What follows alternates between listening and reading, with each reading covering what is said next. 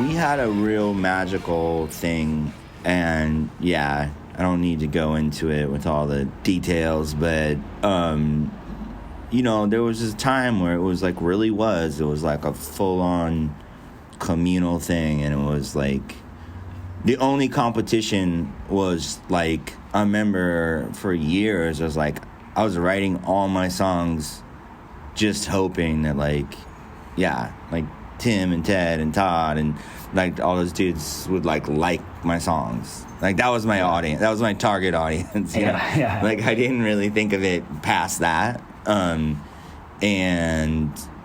yeah, there was like making the label and doing all that stuff together. It was really magical and beautiful and like super like uncommon, and yeah, it was a very special thing, you know. And then as everything goes, it's like money gets involved and success and people getting pulled and like labels trying to sign bands and like trying to like, do we stay together? I mean, I remember the Faint turned down I wish they hadn't now when I think back to it, but they turned down like multi-million-dollar like record contracts so that they could like stay on the label, which like if they would have just signed, they would have beat the fucking Killers and LCD to the punch, you know, like they would have already been huge.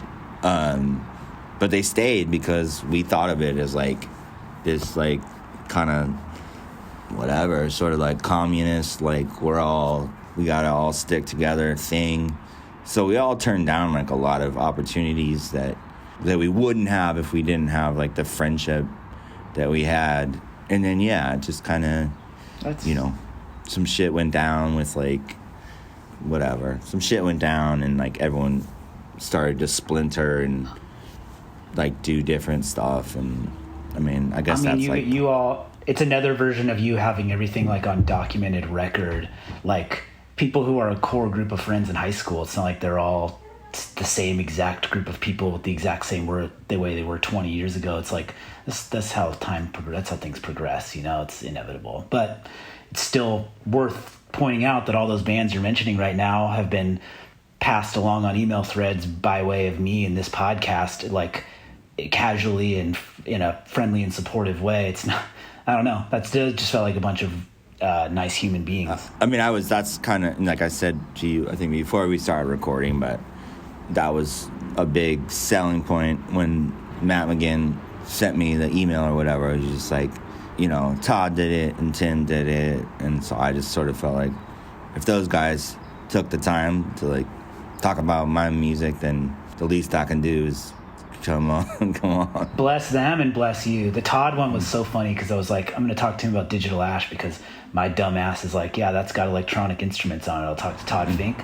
And I had COVID, so I was like sitting on the bed. I was like, not canceling this shit. And then it was like 2-3 minutes into the interview. He's like, I asked something, and he's like, you know, I'm not really the type to remember specific things or blah, blah, this. And I was like, okay, this is beautiful. But it was like, you know, the kind of thing where you're like... Did you talk about his hats? I did, yeah. Absolutely. Yeah. Absolutely. The hats are sick. sick. They were really amazing. And like, I think what it does is the kind of thing where like you think your plan might be something like, I'm going to shoehorn a conversation about Digital Ash into Digital Learn into a conversation with the Faint or whatever. And you have all your ideas for things. And when you toss that out, the conversation's actually better because you're just talking to Todd Fink about a place and a time and art and combining styles of things. And this is way better. It was cool. It was. I had to cover the Digital Ash stuff a little, like my own after that a little bit more. But like, it was beautiful to talk to him. Yeah, he's an interesting guy. He does not, you know, the whole idea of like not being in a box. It's like I feel like you could like literally show that dude like a picture of a box and be like, Todd, what is this? And he just like. He couldn't answer. He'd be like, I got no idea. Because he's like such a free spirit and like open mind kind of guy. If you enjoyed that clip, you should check out the After the Deluge podcast, wherever you listen to podcasts. We have full episodes there, as well as right here on this YouTube channel. So hit the subscribe button and maybe check out whatever's being suggested to you right here. Thanks so much.